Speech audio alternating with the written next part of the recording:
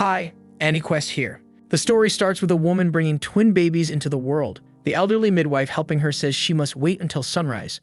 A woman holding a baby argues that the old woman is out of her mind if she firmly repeats that they have to wait. It matters more than anything because these children are destined to rule over demons. When the twins are finally born, their father cannot hide his frustration. He demands to know what they have done and declares that the children who split night and day have arrived. 16 years go by and we see that one of the twins is out hunting and manages to shoot down a bird. After securing his catch, he spots trails in the sky that clearly belong to dragons. Yuru then heads back to the village where his friend Danji welcomes him home. Danji complains that Yuru should have asked him to join the hunt and warns that if something bad happened, no one would have been there to back him up. Yuru brushes it off, saying the left and right guardians who protect the village would never let anything happen to him. Yuru is popular among the villagers, greeting everyone as he walks by. Danji's mother suddenly yells at her son for slacking off and says he should try being as hardworking as Yuru. Thinking about home, Yuru wonders how his sister Asa is doing and Granny Yamaha mentions that she's busy working again. Yuru goes to visit Asa, who is oddly locked behind bars, and she happily calls out to her brother. She beams when she hears he caught a pheasant, though Yuru admits he wishes it had been something bigger. He is uneasy about the fields since the year has been dry, and he knows they need larger game to survive. And if things stay like this, winter will hit them hard with barely any food stored. Asa worries that he might have to leave the village for work like the other grown-ups, but Yuru reassures her that it will not come to that. That is why he keeps pushing himself to become a better hunter. If he can provide enough valuable meat, he will not have to leave for labor. Asa quietly hopes he is right because she cannot bear the thought of him disappearing the way their parents did. Yuru tells her to relax and swears he will remain in this village as long as she is there. And nothing will ever make him change his mind, and he promises he will always protect her. Right then, Danji's mother calls out to Yuru and tells him that a man named Dara has come to town. Dara has returned with a large shipment of goods sent by those who left the village to work elsewhere. Life has been rough and a sickness is spreading. And because of that, Dara announces that just for today he is buying medicinal herbs at a premium price. The villagers adore him and eagerly trade with him. Yuru then shows up and insists he does not need anything from Dara, but Dara sees through him, knowing that whenever Yuru says he wants nothing, he is probably hoping to get something without paying. Still, Dara is generous, so he hands Yuru a small gift anyway.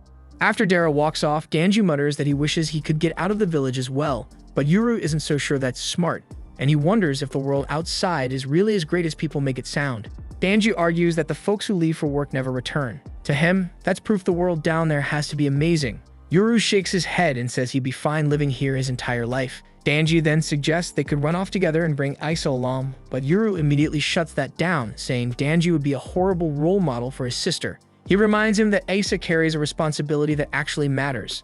Danji points out he's never even laid eyes on her, and Yuru explains again that only a select few in the village are permitted to see his sister. They mess around a little longer, but the mood shifts the second a strange sound cuts through the air. Yuru figures it has to be dragons and gestures up at the sky. There's a clean streak of dragon gas trailing overhead, which makes sense. Danji frowns and says that isn't the usual noise they hear, this one sounds off. It's way louder and he starts wondering if that means it's close. He's shaken because neither of them has ever actually seen a dragon. All of a sudden, some unknown hand triggers something and the village is laid bare. The earth trembles and even Dara feels it from his position. Yuru and Danji stare up in disbelief when they realize whatever's in the sky is much nearer now. Even more bizarre shapes appear above the village and panic spreads instantly. No one has ever witnessed anything like this, and fear takes over. Deep in the forest, a squad of soldiers cuts down several villagers. Dara looks up at the sky and is suddenly struck by a shot. A few villagers turn to Yamaha, desperate for answers, and she grimly admits this is bad. The barrier protecting the village has been shattered, and they're all exposed. She has no clue how it happened, but she suspects the attackers came for Yuru. He has to be hidden at any cost, so she orders the others to bring him. At the same time, Yuru reaches the village gate, and Danji is horrified by the sight of so many fallen people. Yuru tells him to stick close, and they sprint toward home. They cross paths with unfamiliar figures who recognize Yuru and announce they'd found their target. Yuru reacts fast and takes them down, leaving Danji stunned as he asks what just flew at them. Yuru doesn't have an answer, but he knows whatever it was could kill. They keep running, and Danji points out that the dragons are hovering near the outer edge. They look terrifying, and Yuru can't even tell if they're truly dragons. Danji wants to search for his mother, assuming Yuru will head for Asa. Instead, Yuru starts working on something and tells Danji to lend a hand. Together, they reveal a hidden passage, and Yuru explains it's a shortcut. They slip into the tunnel, and all Yuru can do is hope his sister is safe. Meanwhile, in the village, an unfamiliar girl is suddenly set down, and she calmly greets everyone around her. The townspeople freeze in confusion, unsure how to react. The enigmatic girl softly utters the word gobble, and in an instant, one of the villagers is cleaved clean in two. The horror escalates as she activates her eerie gobble power on the others. With the faintest flick of her hand, bodies are carved apart like paper. It's a gruesome scene, and a small child is left sobbing for her mom. The strange girl remarks that she does not harm kids, then casually wipes out another villager. Her name is Gabby, and she reports that both the outer and middle zones are under control. Her task is complete, which means the ground units can move in. Still, Gabby frowns when the ground forces fail to answer her call. Deep in the forest, the reason becomes clear. Dara has already taken down the soldiers who attempted to ambush him. He casually considers his next move and pulls out his phone. The protective barrier has fallen, so he contacts someone named Hana. He updates her on the situation and informs her that they'll need to shift the meeting point. Dara seems to know more than he lets on, calmly stating that he believes Asa is somewhere nearby.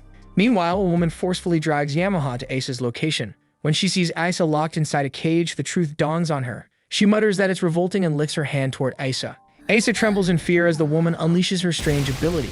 The entire cell explodes apart, and Asa's life is abruptly extinguished.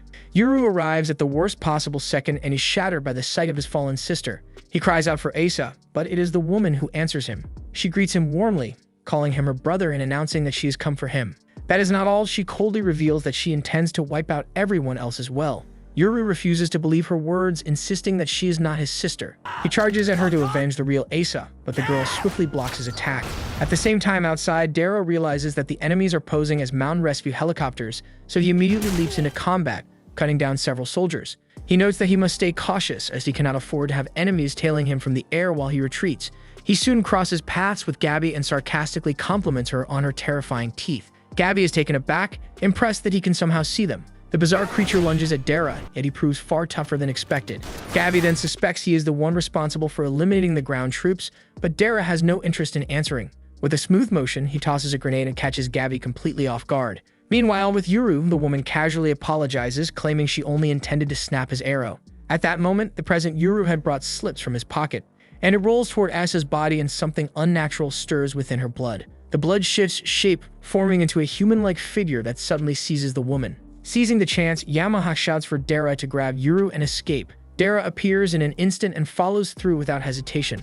Yamaha understands she cannot survive this fight, so she orders Dara to take refuge in the world below. She warns him that Yuru must never be found, and Dara firmly promises that he will make sure of it. Close by, Danji is assisting his mom when he notices Yuru being escorted away. The moment they step out of the tunnel, Dara makes it clear that they're heading down the mountain. He's caught off guard when he realizes Yuru can barely process what's happening around him. Dara tries to shake him back to reality, but it's already too late. They've been spotted, and their window to escape has slammed shut. Sniper shots start cracking through the air, and if that monster locks onto them too, they're completely screwed. But Yuru can't move past the fact that Asa is gone, and he's spiraling so hard that he convinces himself he saw her twitch just before they left. The guilt eats at him because Granny was left behind too, and he keeps replaying that woman's words in his head, the way she calmly said she'd wipe everyone out even though they'd done nothing wrong. There's no time for a full explanation, so Dara pulls out a pendant engraved with the left and right guardians of the village.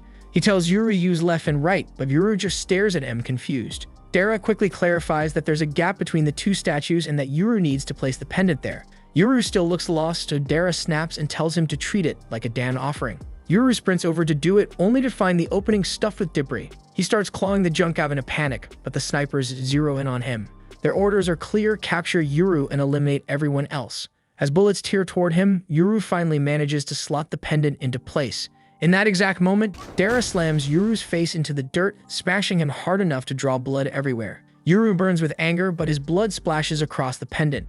And before the next round can be fired, the left and right statues flare to life. A blinding burst of light erupts, stunning the snipers, and their vehicle is suddenly under assault. Yuru stares in disbelief as bizarre entities materialize out of nowhere and start shredding the enemy forces.